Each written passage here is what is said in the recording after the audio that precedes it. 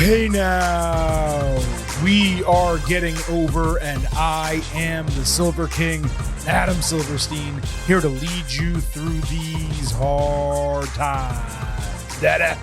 With your 2025 WWE SummerSlam Night 1 Instant Analysis. That's right, Getting Over is back once again, and we are here to break down every single thing that happened Saturday night at MetLife Stadium in New Jersey, the first of two nights of the 2025 edition of WWE SummerSlam. Unfortunately, vintage Chris Vanini will not be along for the ride. He is currently in Europe, I believe, still in Italy, enjoying a much-deserved vacation. Silver King will be operating solo here on the Getting Over Wrestling podcast, though I will say off the top, overtures were made to get a guest co-host for this show. One unfortunately had a scheduling conflict. Another was all set to join Silver King on the show. Unfortunately, had to bail at the last minute due to an emergency. So we're breaking this down one on all of you tonight, and we will see whether that surprise guest host will be able to join us for Sunday's show. As we get into this particular instant analysis, I would be remiss off the top if I did not remind you that the Getting Over Wrestling podcast is all about Defy. So please, folks, stop being marks for yourselves and go back to being a mark for me. Go back to being marks for the Silver King, Adam Silverstein, vintage Chris Vanini, and the Getting Over Wrestling podcast. Head over to Apple Podcasts and Spotify. Leave a 5-star rating on Apple. Take a little extra time. Leave a 5-star written review. If you do, we will read it live right here on the show. Now, this is normally the time where Silver King would crack open a cold one because it's an instant analysis.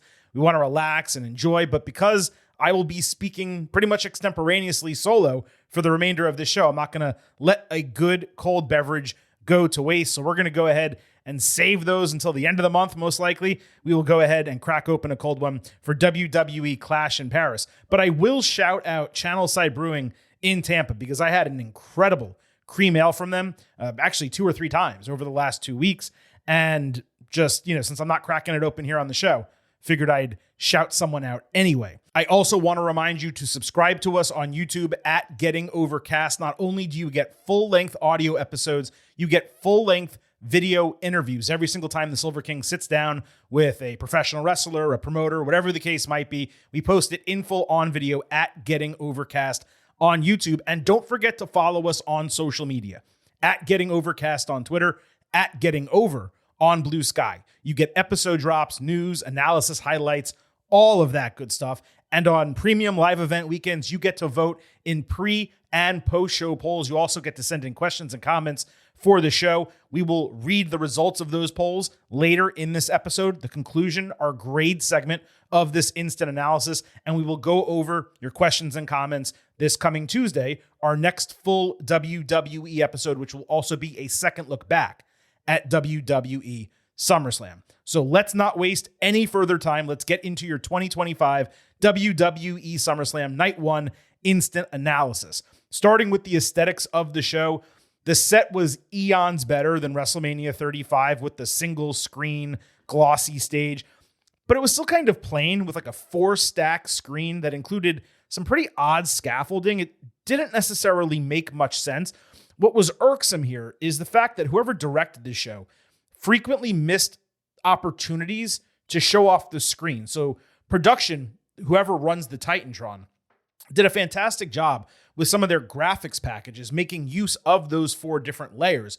But far too infrequently, the director showed the actual entire screen so you could see the fruits of those labors. So you just saw a big screen with some weird scaffolding at a lot of points during the show. And I equated it to, imagine if at WrestleMania 41, they didn't show those big screens that hung down and got pulled back up. You want to be sure that you get to see the entirety of the set. I just thought it was a little bit of a miss in that regard. When we actually did get to see them, though, it looked awesome. But in comparison to a WrestleMania stage, I would say it certainly was a rung or two lower than that. Furthermore, with sunset at 8:11 p.m. in New Jersey, I just felt it was a really odd decision to start the show at 6 p.m. Eastern instead of 7 p.m. Eastern. Why would you want 3/4 of the show in daylight? I don't get that. It's a nighttime event. It's cooler at night.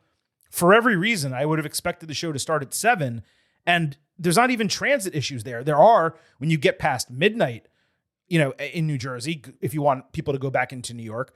But I mean, even when we're taping the show, we're still an hour ahead of midnight, even earlier than that.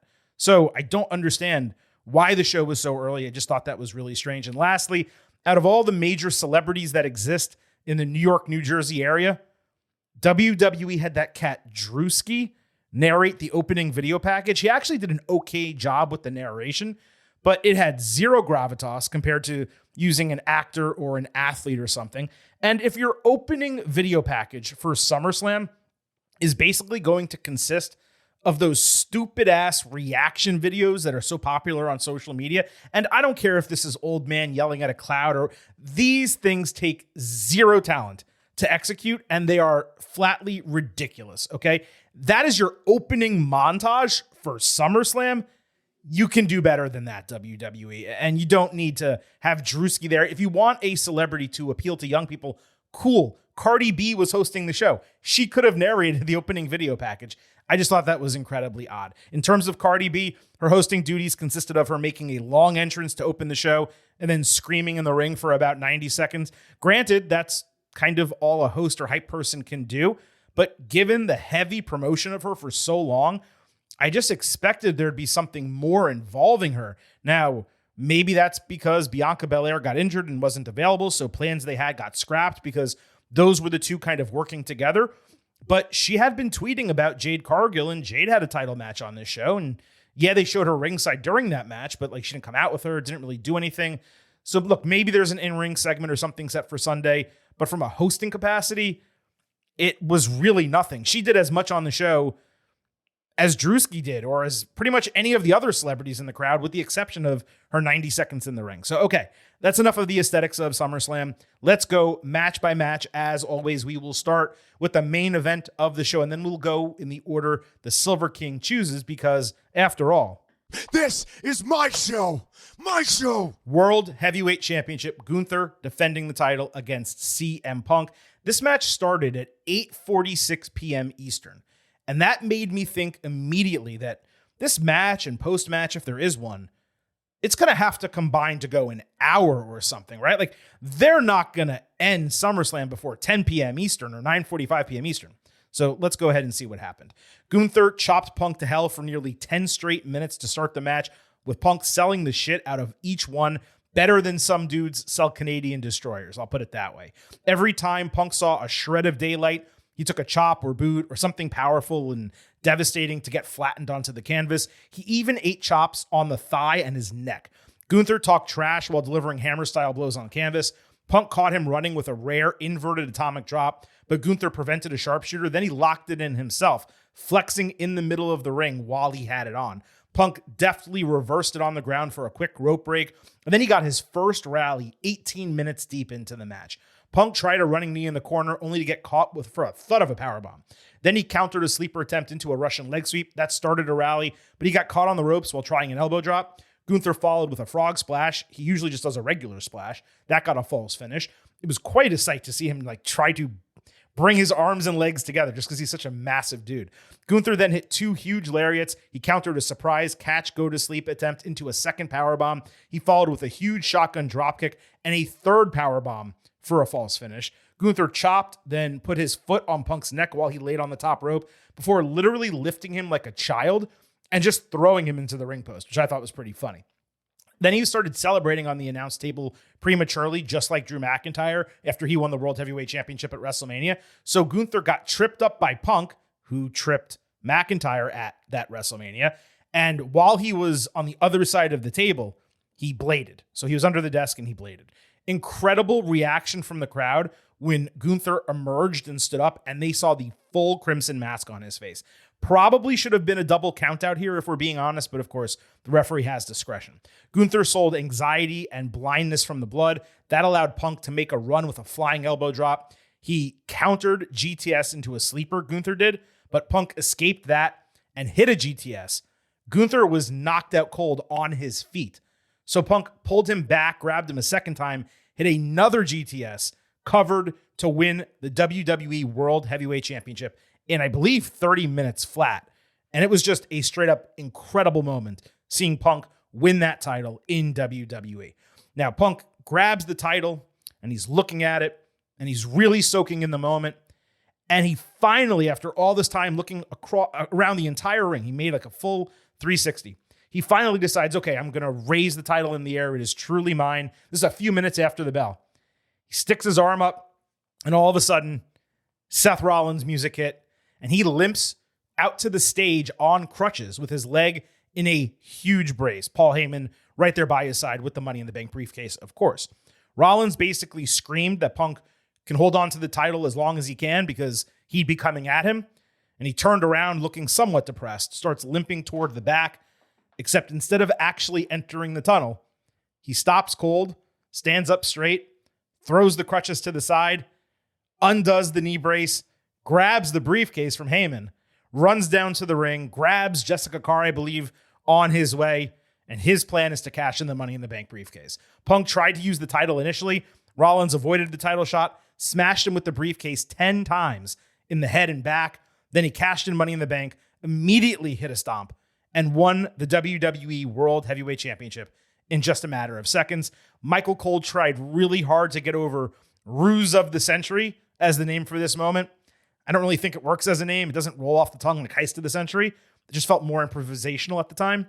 Heyman hugged Rollins like Jack hugging Rose on the Titanic, or the Coldplay dude and the chick, if you want to go with a more modern comparison.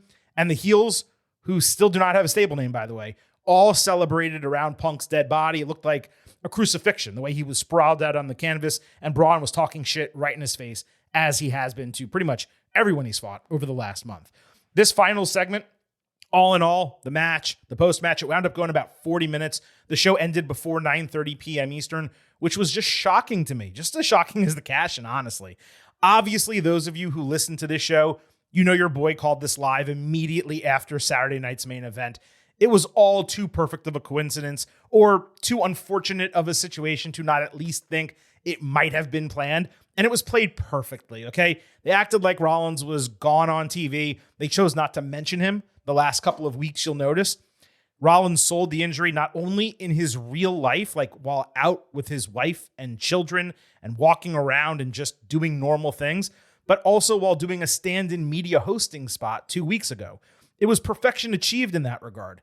And it allows me to say, yes, I believe I had that. Now, for those of you who are longtime listeners and not just listening to us for the first time coming out of SummerSlam, I sincerely hope you dismissed our conversations about this on the show over the last few weeks. And I actually hope you got worked, because there is absolutely nothing wrong or embarrassing about that. As a fan, I always prefer getting worked as opposed to assuming a swerve is going to happen or knowing exactly what is going to happen. And when Rollins turned and started walking away, and this was aided by commentary, which did a great job talking about him being out there, but clearly just threatening for another day, I briefly got worked in that moment, despite assuming that he would come out the entire time. That's why wrestling is so fun. So like I said, I truly hope you got to experience that feeling yourself. This is why I always say that fans should not actively look up spoilers, especially when those same fans will then complain about stuff being stale and predictable. Sometimes it is, and other times it is because you've spoiled the surprise for yourself. Anyway, this is the kayfabe 2.0 stuff we've been talking about all the way dating back to the Las Vegas kickoff to WrestleMania 40. It's quite amazing that WWE could pull off a surprise like this the same week it releases an entire series, pulling back the curtain on creative. I mean, that's pretty damn fun. But okay, let's circle back to the match. Gunther and Punk, they tore the effing house down as far as I'm concerned. That was old school, strong style, main event professional wrestling. Punk took an absolute beating, and he came off like a badass taking down Gunther. The champion, he took a circumstantial loss aided by unexpected blood, blindness, consecutive finishers, the first of which didn't even knock him down. Gunther again proved his greatest obstacle as a wrestler is not his opponents, but his bluster and his overconfidence. Whether it is against Punk here, Jey Uso, Ilya Dragunov, Gunther loses when he starts bragging and he gets arrogant in his matches. That's consistent character work right there. The type of stuff other wrestlers should really aspire to. And it's why so many of his peers revere Gunther, because he works as a true, well-rounded professional wrestler, the definition of the term. Gunther sold his ass off from the Crimson Mask onward, the standing knockout on the first GTS, the collapse on the second. Both of them were phenomenal. Punk sold better for Gunther chopping him than the vast majority of wrestlers in the vast majority of promotions do for their opponents hitting finishing moves, Canadian destroyers, what have you. Punk is an all-time SummerSlam performer, putting this alongside the Brock Lesnar match and the John Cena match as well. While it may not have been the most exciting main event in terms of like getting and keeping the crowd hype across 30 minutes of in-ring action, the finish played incredibly well, especially running back the announce table spot that cost Drew McIntyre the title. And the post-match obviously put this over the top. It was an A match. I'm at 4.5 stars because it spoke to what I love about wrestling. Easily the match of the night. And I may even sneak into low A+ territory on rewatch, but that will come on Tuesday. Exceptional stuff here. Now, regarding the cash-in, smart people can argue back and forth whether it would have been better for Rollins to, interrupt the match itself and repeat the heist of the century, or do what WWE decided to do here with a more dramatic, Kaiser Soze about face. The former would have protected Gunther from losing. The latter was more fitting for this version of the Rollins character, a grizzled, veteran, deliberate wrestler who not only picked his moment perfectly, but made sure it hurt his top rival even more than it otherwise would have if he simply did not win the strap. In fact, and I really hope Rollins says this Monday night, Punk got his just due, because this is exactly how he cost McIntyre the title at WrestleMania 40. In fact, they were champion almost the exact same length of time. Punk about 30 seconds shorter than McIntyre. That's hysterical, and it is so purposeful to run those parallels that you really got to appreciate that. And while the announce table spot cost Gunther and not Punk here, that was another parallel to it all. My how the turntables, as Michael Scott would say. But the truth is, miserable Punk chasing the title is far better than happy, content Punk as champion. Always has been, always will be. From the worked aspect of the injury at Saturday night's main event to the execution of this cash-in, the long match, the extended celebration delaying the raising of the title, the creative behind this was simply brilliant. There are fair criticisms to be made about LA Knight being sacrificed on this card so that it could be pulled off. But if Knight was quickly thrown into a secondary match, it would have been obvious they had something planned and that this was a work. In fact, given Knight beat Rollins on Saturday night's main event, guess what? Dude's going to get a World Heavyweight Championship shot sooner than later. Could even main event Clash in Paris 4 weeks from now. So hold your horses crying about LA just yet. Couple fun facts here. Punk is the first person who held the original World Heavyweight Championship, the historic title converted from WCW, to also win the new WWE World Heavyweight Championship. Rollins now has 2 of the best Money in the Bank cash-ins of all time. I'm not sure if this one was top 5, but it's close. He celebrated at the top of the stage. He did the same belt spin he did 10 years ago at WrestleMania. That was icing on the cake. He's now a 6-time world champion and the 4th WWE superstar to successfully cash in the briefcase twice. He's also been involved in 7 different Money in the Bank cash-ins during his career, which is wild. There's also at least one night here of husband and wife champions. Of course, Becky Lynch, the Intercontinental Champion. Plus, there were at least 5 minutes where CM Punk and John Cena were simultaneously the 2 world champions in WWE. And lastly, I mentioned LA Knight a bit ago. I forgot to point out, he is presently the lineal AEW Real World Champion dating back to his Saturday night's main event win over Rollins. So if he and Rollins do a rematch, the lineal title will be on the line there. I'll end on this. You'll remember we were supposed to get Rollins against Punk main eventing night 1 of WrestleMania 40. Guess what? Now it looks like that's going to main event one of the nights of WrestleMania 42. I could have sworn we were getting Rollins against Roman Reigns after WrestleMania 41. Maybe they're going to save that for 43 at this juncture. But I truly thought that was happening this year. Now I don't see how you do anything but Rollins and Punk at WrestleMania. Speaking of Reigns, let's go ahead and move to the opening match at SummerSlam. But before we get to that, I would be remiss if I did not remind you that here at the Getting Over Wrestling podcast, I happen to love the number 5. and I hope you do as well, because for $5 a month or $50 for the entire year, you can become an official Getting Overhead. Just visit buymeacoffee.com/gettingover, sign up. You'll get bonus audio, the fastest 5 minutes in professional wrestling, instant reactions to every major show, and exclusive news analysis posts every week. Again, that is buymeacoffee.com/gettingover. We're a free show. We're an ad-free show, and we would greatly appreciate your financial support there. It keeps the show running, puts a little beer money in the Silver King and Vintage's pocket, whatever's left over from covering our costs of the show. As I said, let's move to Roman Reigns and Jey Uso against Braun Breaker and Bronson Reed. Jey was asked by Michael Cole on the Friday kickoff why he was willing to team with Roman given everything they went through before. His answer was family, which, okay, given it's August 2025.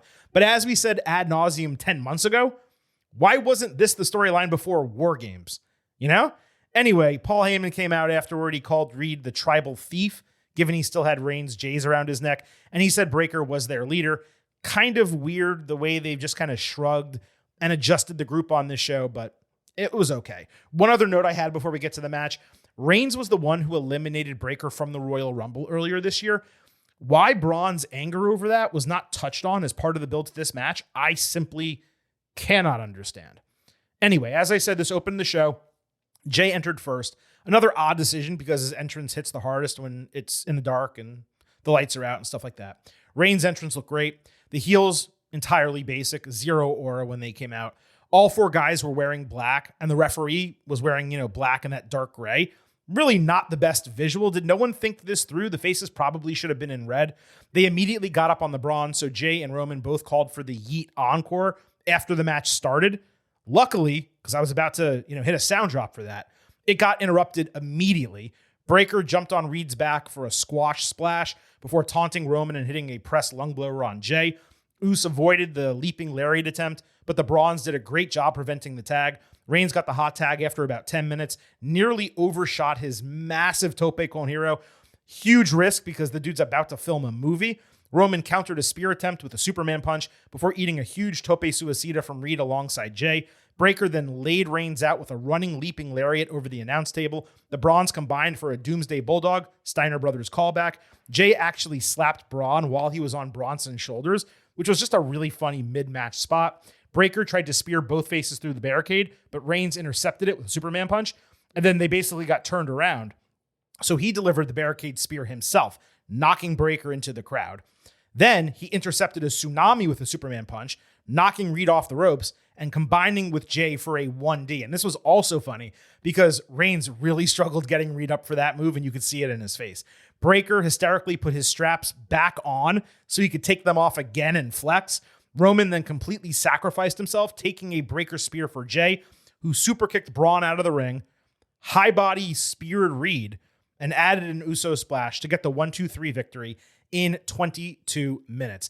As we have seen with other Reigns PLE tag team matches, this started extremely plotting, and it looked as if it was going to be that way for the duration. Instead, after Jey re-entered the match, it picked up massively. While the sequences remained rather slow, when you're dealing with 3 big dudes and another who doesn't operate quickly, actually, that kind of reminds me. 4 big men slapping meat equals excitement. But when that's the match, you're not going to go fast. Reigns did a lot, and I mean a lot more than I expected, because this dude's about to film a movie, the new Street Fighter, and that tope was straight up absurd athletically. We do not really give Roman enough credit for being a freak like that. It's also something he stopped doing as a heel, if memory serves. It was almost as if he went out of his way to wrestle this match in a way that justified his schedule. And I appreciated that as a viewer. The sacrifice at the end for Jey was almost as much relationship storytelling as we've otherwise gotten from them dating back the last 10 months. And it was important for Jey to get the fall here because he's the one dude that still works full time.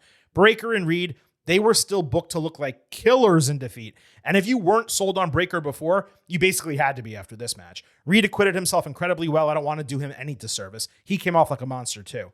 Of course, it was nice to get Reigns here, but for him to disappear immediately after this, that does leave something to be desired on the back end. The only criticism I have is Jay's spear at the end was, again, awful. Way too high. I would have loved the heels to win.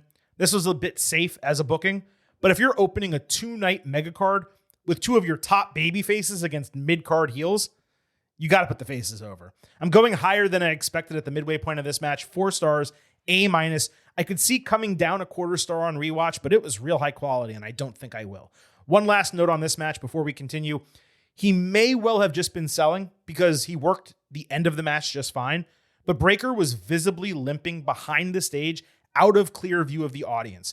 It would be a right leg or knee injury. Obviously, with Rollins' injury being fake, it's not a disaster for the group if this is serious, and he's easily replaceable, at least easily replaceable compared to Rollins, who's the leader of the group.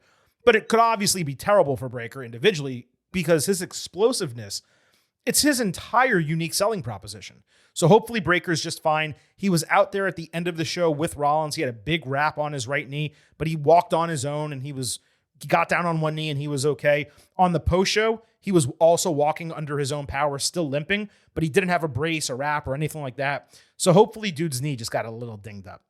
Let's move to the WWE Women's Championship. Tiffany Stratton defending against Jade Cargill. They came across one another backstage at SmackDown, with Jade saying she didn't need Tiffy's help last week, though Stratton countered she didn't want Cargill to have any excuses when she loses to her on Saturday.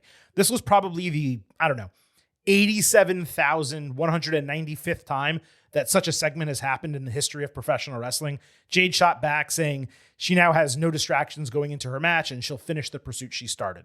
A perfectly fine segment on its own, but it did not add even a shred of interest to what has been the worst built match on this entire 2-night card. There was literally zero creative put together for these two. And I'll say this now because we're going to talk about another women's match next. WWE basically dedicated like 1/50th of the time to these women's matches compared to how much time it spent building men's matches on the Go Home SmackDown. They can say and show that Evolution is true all they want on Raw and NXT. It is non-existent on the Blue brand. This Friday night women's division, it's in the dumps, and it's not only a mismanaged roster issue, it's a creative and booking issue as well. So let's go ahead and talk about this match. It was not the co-main event. Normally, I would give WWE a lot of grief about that, but given the lacking build here and the actual hype around the celebrity match, it would have been in like a popcorn match style dead zone had this been the co-main event of the show. So this was actually the proper positioning for it on the card, only because creative failed to actually juice the match. Jade wore Jamaican flag colors. She looked great in that gear. Stratton hit a 10 out of 10 swanton bomb for not even a 2 count, which was kind of silly. Cargill then caught her handspring back elbow cold for a backbreaker, adding Eye of the Storm, a well-executed blue thunderbomb.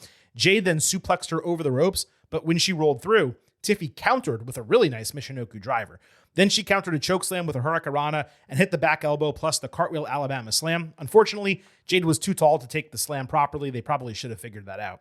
Cargill got straight boots up to prevent prettiest moonsault ever, and then hit Jaded with way too deep of a cover for an obvious rope break. This was only 5 minutes into the match, by the way. Stratton countered out of an avalanche Jaded and immediately followed with prettiest moonsault ever for the squeaky clean 1-2-3 in just 7 minutes. I cannot remember the last time a match simultaneously exceeded expectations and disappointed to an equal degree. The wrestling here was so much better than I could have imagined. It may have been the second best singles match of Jade's entire career. If you remember, she and Tiffy had a great TV match a few months ago, so that itself, that they wrestled well together, was not surprising. But doing it on a stage this large was really impressive for her. She's improved markedly, even if some still don't want to admit that it's happening. Disappointing, though, was the decision here. Why is Stratton still strapped up? Why did Cargill lose such a prominent match like this when she's yet to be put over as any type of singles champion? This seemed like the perfect opportunity to create the moment for her, especially given Stratton's reign has just been dog shit to this point. I could understand if Tiffy was over like Rover, which she is, and doing great as champion, which she is not. That second part has left a lot to be desired. So instead of putting over Jade finally, she loses clean. And she doesn't just lose clean. She loses in 7 minutes. That's barely a full match. The 2 false finishes came around 5 minutes, and it ended almost immediately after that. That was particularly disappointing because the crowd was fully buying into this. There was a chance they actually could have accomplished something if this went 15. As such, my grade is naturally capped at 3.5 stars B, but I'm giving them all of it because the work was super strong. They were heading to an A- match if they got full time and either Jade won or the finish was more exciting, but it just happened with such suddenness. I can't even explain it. So we'll have to see what happens Friday night on SmackDown and what happens with Jade. But I mean, Julia's the United States champion. You can't have her really go after that title and, like, I don't want to say bury Julia, but have her lose so quickly after winning. So what's next for Jade Cargill? Like, this was it. So I guess we'll find out. Women's Tag Team Championship Judgment Day, defending against Alexa Bliss and Charlotte Flair. The challengers backstage came together over respect. Given they've had one another's backs recently, they agreed they're not friends, with Flair wanting to win the titles before labeling their relationship. This was more forced than their other segments together. It felt overly scripted on SmackDown, really not that natural. Just let them be themselves. Let them talk like themselves. Bliss and Flair, they did not match gear, but since they're not friends yet, perhaps that's okay temporarily. This was second on the show behind Tribal Chief and Yeet Man, which really did them no favors from a crowd energy standpoint. They were attentive, the fans were, but comparatively, they were dead until Flair got her hot tag. She hit the dumb cartwheel lariat, but a real nice double moonsault kicker, one of her best in years. Perez pulled Rodriguez away from a Bliss thrown punch. She obviously connected with Flair. She also ate a Tahana bomb and Pop Rocks, all for a broken fall. Bliss using natural selection, a total missed call by commentary. Bliss set up for Sister Abigail. Flair appeared behind her. There was a great camera shot, basically having us as fans wonder, is she going to get her back or is she going to attack her because she got punched? Instead of attacking, Charlotte booted Raquel's head off and Alexa landed the move, and they became the new women's tag team champions. This was not a perfect facsimile, but it reminded me of the infamous Roman Reigns Bray Wyatt tag team finish. He hits Sister Abigail, then he points at someone else charging in the ring, and Reigns spears that person as the referee counts the 1, 2, 3. That's an all-time memorable spot. I kind of wish they had done it identically, but the incidental contact spot preceding this was perfect. It made for a real strong storytelling finish, with Bliss first saving the fall and then getting Flair support in the win. I would have liked this to get a little bit more time, but enough was accomplished here. I just wished the heels looked a bit stronger in defeat. Solid enough sequences to go 3.5 stars B for the match. I also wish the post-match was a little bit more substantial with Flair and Bliss coming together. But now it's up to Alexa and Charlotte, but more importantly, WWE Creative, to try and truly make something out of these titles. The division not only needs consistency, but it needs legitimate challengers.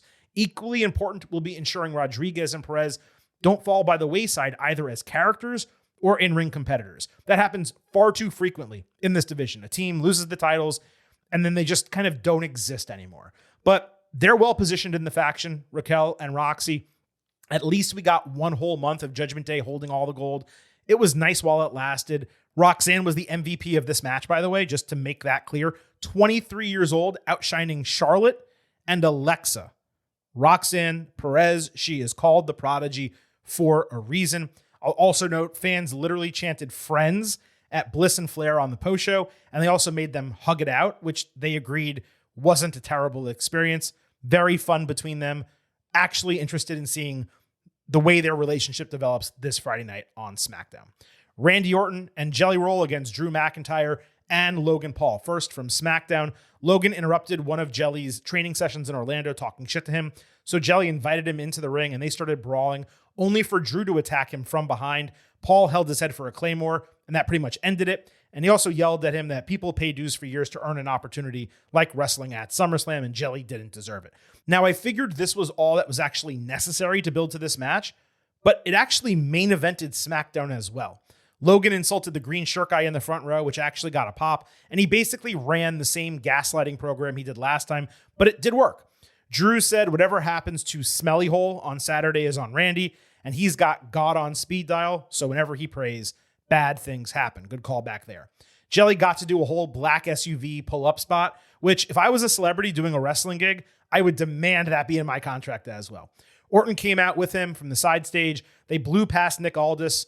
pull-apart brawl was on. Orton was the only one to land a big shot. And I'd actually consider Logan the MVP of this entire segment. He did more to stir the pot and get the crowd hype than anyone else. It ended with Orton hitting RKOs on 2 security guards and Jelly choke slamming the third. As I said on the Ultimate Preview, I entered Saturday more interested in this match than at least 3 others on the 2-night card. And it's a credit to all 4 guys, along with the crowds, that we got to the point where something I actively didn't want to see became something I was actually looking forward to seeing. Still, this should not have main evented the go home to the second biggest show of the year. It probably should have been the opening segment with Cody Rhodes and John Cena in the main event. And I will briefly touch on Cena and Rhodes at the end of this show, at the very end, after we do grades, but we will discuss that in totality, of course, Sunday during our second WWE SummerSlam instant analysis episode. Moving to the match here on Saturday night.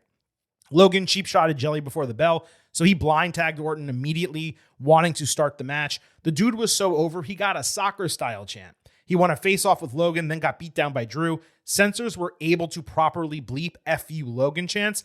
Now bring that ability to normal television, you know? Orton got the hot tag after 8 excruciatingly slow minutes. Jelly got more time by himself than the entire WWE Women's Championship match. Orton hit 2 announce table backdrops only to eat a blindside Claymore from McIntyre. Jelly then ate Logan's haymaker ringside. Jelly got put on the announce table only for Logan to cheers some prime bottles on the top rope and absolutely murk him with a picture perfect frog splash straight through the table. Legitimately awesome spot. As Jelly got 6 people helping him up ringside, Orton took a flying blockbuster and began getting his ass kicked. Jelly stopped at the bottom of the ramp, and then he basically turned around, and just him looking back at the ring got a pop. He crawls back to the apron. Logan takes a huge chokeslam bump from him. Drew eats a black hole slam, and the sirens are going off in Silver King's head. I'm like, oh my God, please don't do this. Please do what I hoped, and don't let Jelly Roll win this match. Then Jelly nabs Paul flying at him for a catch power slam. McIntyre leveled Jelly with a Claymore. Orton took McIntyre out with an RKO. Logan then threw Randy into the ring post and hit a frog splash on Jelly for the 1-2-3. Exactly as it should have been. I almost never change my predictions from the Ultimate Preview, but I did exactly that Friday night after seeing the go home for this. My mistake. I should have stuck to my guns. Outside of the long, ridiculous opening stretch, the latter 10 minutes of this match were booked perfectly. Yes, this got more than twice as much time as the WWE Women's Championship, but what also needs to be said is the crowd was on its feet for the vast majority of this match, and it came unglued during the babyface finishing sequence. It responded accordingly at the end, booing Logan and Drew. The crowd did every single thing you would want it to do for a match like this. The heels winning was always the right decision. It was effectively a handicap match with 2 legitimate wrestlers. Yes, Logan is legitimate, like him or not, against one legend and a 300-pound dude who lost a lot of weight but couldn't move around like a full athlete could. The 2 frog splashes from Logan were sick. Jelly taking a lot of bumps through the table. The splash in the finish, another Claymore, a double suplex. You gotta give dude credit where it's due. It's unfortunate that Orton and McIntyre were used as a vehicle for this, given they were basically extras in the match. And yes, it's unfortunate that other deserving wrestlers like Knight were left off the card. But were these 18 minutes entertaining? Did they deserve to be part of a stadium show? The answer to both of those questions is yes. 3.5 stars and a B. Logan was the MVP here, and Jelly deserves some extra credit for his facial expressions, his character work. His turn back to help Randy late in the match was one of the loudest pops of the entire freaking night. And good on Jelly not having the ego to demand a win here. Not that he necessarily would have been in that position, but generally when you see celebrities come in, they almost always get the win. I love the fact that the dude went out on his back like that. Perfect. Triple H praised him up and down on the post show. They both basically said he wasn't done with WWE. I don't think anyone expected him to be. I'd love it if we get a break, though. Give us 12, 18 months. Let dude lose more weight, get in even better shape, come back, and sure, have another match. But, when you do that other match, let's maybe not have it, usurp 2 of your bigger stars and use some different people and have him fight Logan again. I'd be totally okay with that. It's a perfect usage of Logan Paul in this show. And lastly, we will cover Sami Zayn against Karrion Kross. This was the first of the 2 mid-show matches. Sami got up early. Kross countered a Blue Thunderbomb into Doomsday Saito. Scarlett grabbed the lead pipe. They keep calling it a steel pipe. I will always call it a lead pipe. Zayn ducked a swing. He hit Blue Thunderbomb for a delayed false finish. Sami snapped a bit, so Scarlett put the pipe at his feet. Zayn lifted it with fans cheering for him, and then they booed when he threw it away out of the ring. Kross ate an exploder suplex into the corner and haluva kick, and the match was over. This was a TV match. It wasn't even a TV main event.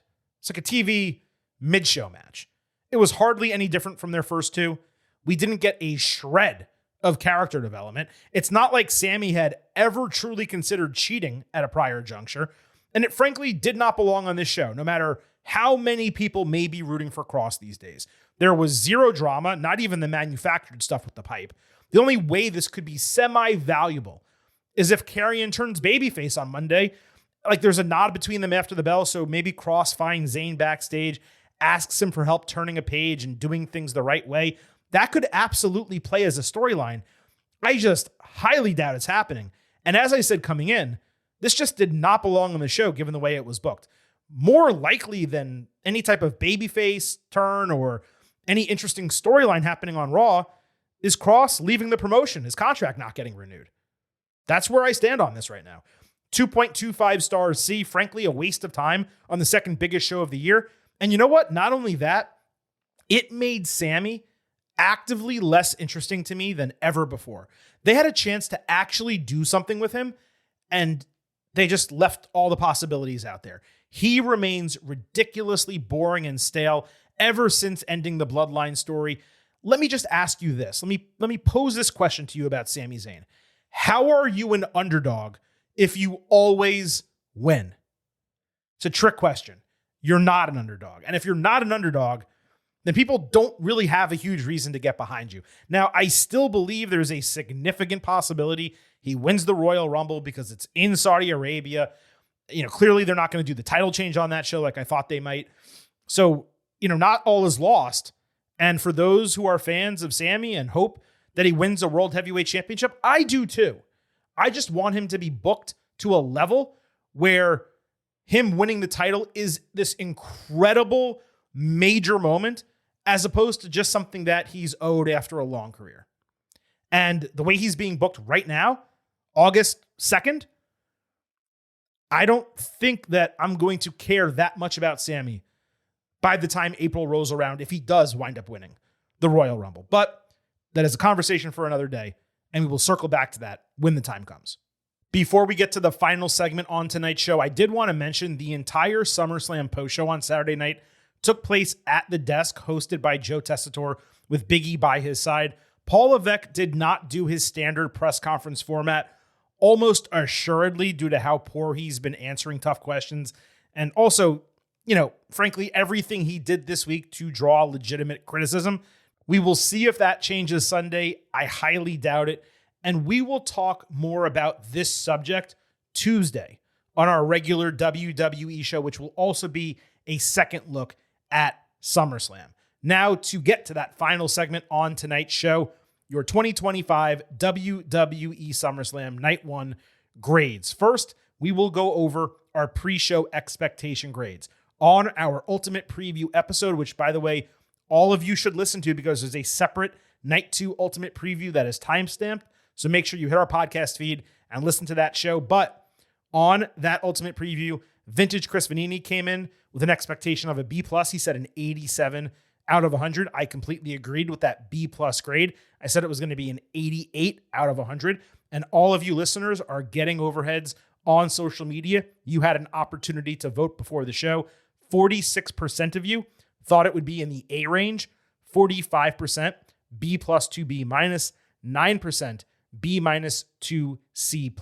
That averaged out to an 88.79 out of 100. Obviously, that rounds up to an 89 and a B+. So we were completely aligned letter grade-wise across the board, a B+, but one factor away from each other, 87, 88, 89.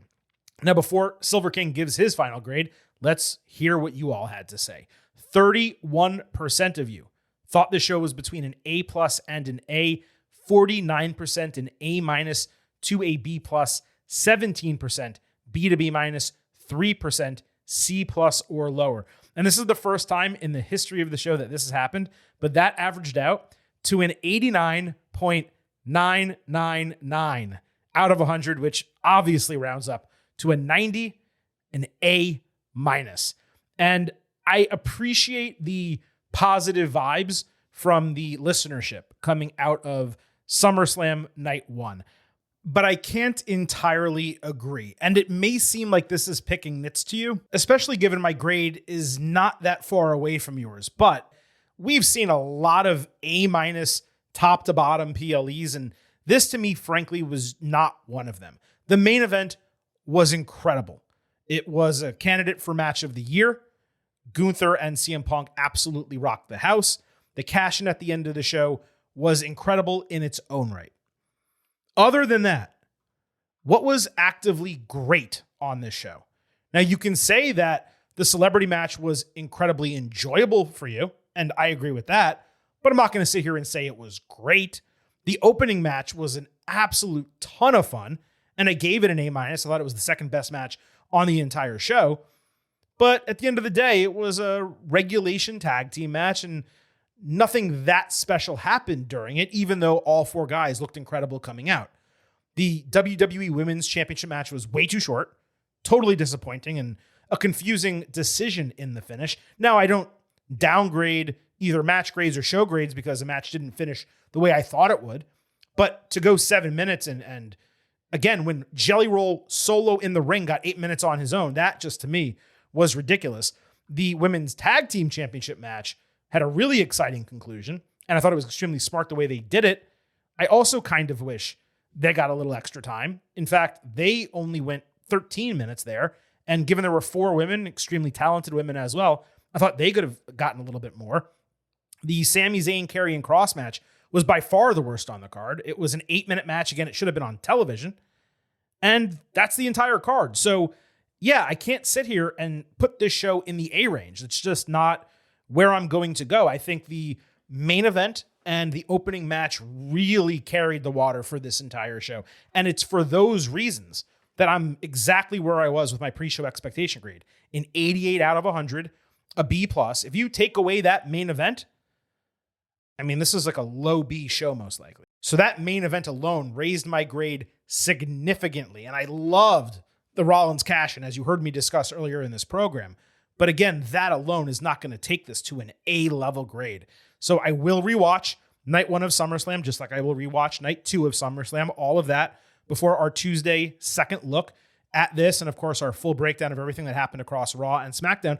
And it is possible that when I rewatch, my grade changes. But for me to have to go from 88 to 90, folks, I really don't think you're going to see that. So that puts a bow on Night 1 of WWE SummerSlam 2025. One quick reminder before we continue. I already said it a couple moments ago, but our ultimate preview episode for SummerSlam is sitting in our podcast feed. If you're a first-time listener and you want to hear our full breakdown of Night 2 of SummerSlam, just go ahead, load up that show, and you can find the timestamp where you can skip directly to Night 2.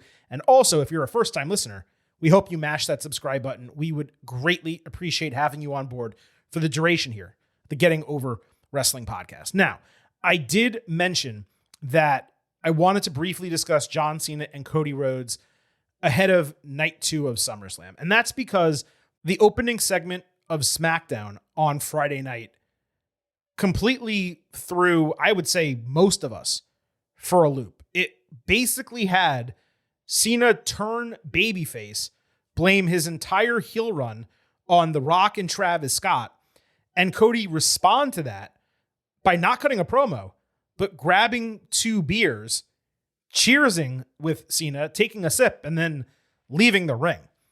And I will get into a full breakdown of this segment Sunday night before we discuss the actual result of Cena Rhodes in the main event Night 2 of SummerSlam. What I will say right here is my first blush reaction was, if you were going to do this segment, which was a fantastic segment to open SmackDown, but if you're going to do this, it would have been the perfect thing to do immediately after the main event of SummerSlam, or next week on SmackDown to open the show with Cena basically recanting being a heel and explaining the reasons why. It floored me that they did this on the go-home SmackDown to SummerSlam, and it had me coming out of the show thinking, well, I'm only going to have one of two opinions on this.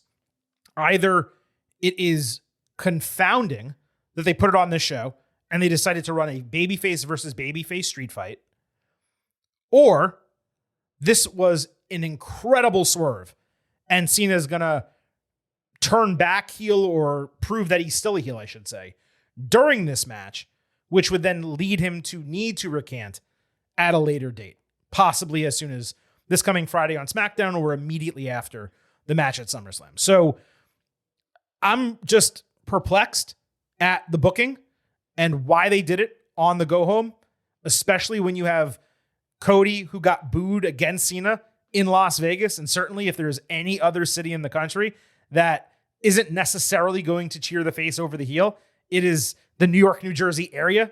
I guess Philadelphia would be a contender for that as well, but certainly, the Northeast in totality. So yeah, this threw me for a loop on Friday night. Like I said, we will go over the entire segment and I will give you my honest reaction to it in full before we break down Rhodes and Cena on the SummerSlam Night 2 instant analysis, because I want you to know exactly what my mindset is going into that match. And I never, kayfabe you. I never say, oh, I knew something was going to happen. And no, I'm going to tell you exactly what I thought coming out of SmackDown on Friday, all Sunday right here on the Getting Over Wrestling podcast instant analysis of WWE SummerSlam Night 2. I greatly appreciate all of you sticking with us here Saturday night, early Sunday morning, Monday, Tuesday, whenever you're listening to the show. We appreciate your ear holes as we try to deliver as much performance-enhancing audio into them as possible. So on the way out, if you could do the Silver King a personal favor and remember that here at Getting Over, It's all about the fight. I would greatly appreciate it. Please head over to Apple Podcasts and Spotify. Leave a 5-star rating on Apple. Take a little extra time. Leave a 5-star written review. If you do, we will read it live right here on the show. Don't forget to subscribe to us on YouTube at Getting Overcast. Full-length audio episodes, full-length video interviews, all on YouTube at Getting Overcast. Follow us on social media at Getting Overcast on Twitter, at Getting Over on Blue Sky. You get episode drops, news, analysis, highlights, all of that good stuff. You also get to vote in pre- and post-show polls, as we just mentioned, and you can send in questions and comments that we will read on the air again. Those will come Tuesday during our WWE SummerSlam second look. But don't forget to follow us on social media. And please also remember, I happen to love the number 5. sure hope you do as well. $5 a month, $50 for the entire year. You can become an official Getting Overhead. Just visit buymeacoffee.com/gettingover. Sign up. You'll get bonus audio, the fastest 5 minutes in professional wrestling, instant reactions to every major show, and exclusive news analysis posts every week. Again, that is buymeacoffee.com/gettingover. Thank you all so much for tuning in to this edition of the Getting Over Wrestling podcast. We will be back Sunday night with our 4th episode of the week, your 2025 WWE SummerSlam instant analysis for Night 2. But at this point, this is the Silver King signing off and leaving you with just 3 final words. Bye for now.